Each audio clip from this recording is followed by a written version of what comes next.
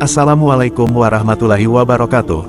Semoga kita semua selalu dalam lindungan Allah Subhanahu wa Ta'ala, dan tak lupa juga sholawat dan salam untuk junjungan kita Nabi besar Nabi Muhammad Shallallahu Alaihi Wasallam.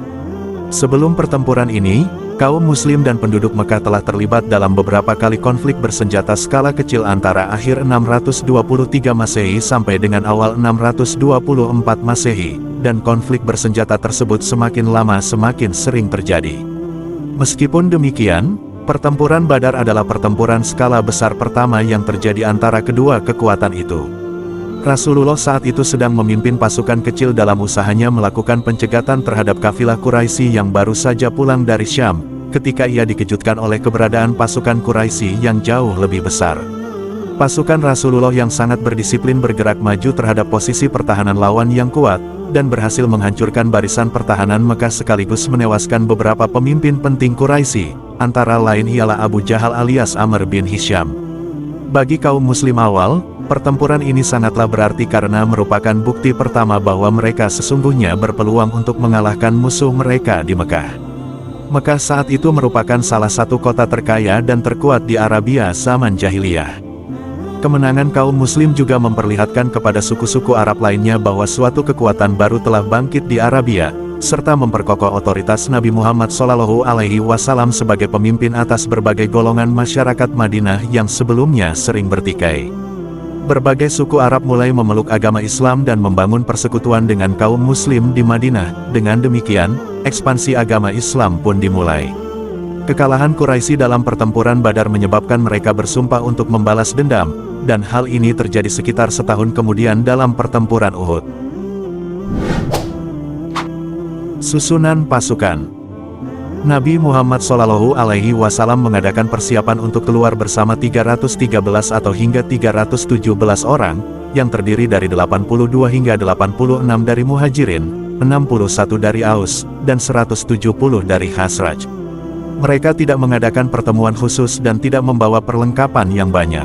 Kudanya pun hanya 2 ekor, seekor milik Az-Zubair bin Al-Awam dan seekor lagi milik Al-Miqdad bin Al-Aswad Al-Kindi. Untanya ada 70 ekor, 1 ekor dinaiki 2 atau 3 orang. Rasulullah naik seekor unta bersama Ali bin Abu Talib dan Martsad bin Abu Martsad Al-Ganawi. Nabi Muhammad SAW mengangkat Ibnu Ummi Maktum menjadi wakilnya di Madinah. Namun, setibanya di Ar-Rauha, Muhammad menyuruh Abu Lubabah bin Abdul Munzir agar kembali ke Madinah dan menggantikan posisi Ibnu Ummi Maktum sebagai wakilnya. Bendera komando tertinggi yang berwarna putih diserahkan kepada Mus'ab bin Umair Al-Qurasyi Al-Abdari. Pasukan kaum muslimin dibagi menjadi 2 batalion.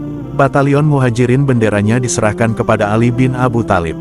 Batalion Ansar, benderanya diserahkan kepada Sa'ad bin Mu'az. Komando sayap kanan diserahkan kepada Az-Zubair bin Al-Awam, dan sayap kiri diserahkan kepada Al-Miqdad bin Amr, karena hanya mereka berdualah yang naik kuda dalam pasukan itu. Sementara titik pertahanan garis belakang diserahkan kepada Qais bin Sosa'ah. Komando tertinggi berada di tangan Nabi Muhammad SAW.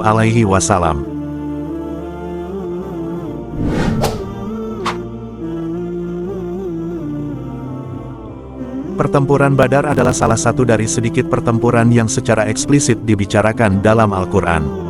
Nama pertempuran ini bahkan disebutkan pada surah Ali Imran, 123, sebagian dari perbandingan terhadap pertempuran Uhud.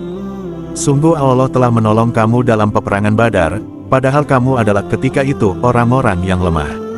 Karena itu bertawakallah kepada Allah, supaya kamu mensyukurinya. Ingatlah ketika kamu mengatakan kepada orang mukmin, apakah tidak cukup bagi kamu Allah membantu kamu dengan 3.000 malaikat yang diturunkan dari langit? Ya, cukup jika kamu bersabar dan bertakwa dan mereka datang menyerang kamu dengan seketika itu juga, niscaya Allah menolong kamu dengan 5.000 malaikat yang memakai tanda.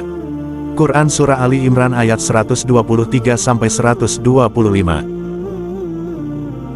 Menurut Yusuf Ali, istilah syukur dapat merujuk kepada disiplin.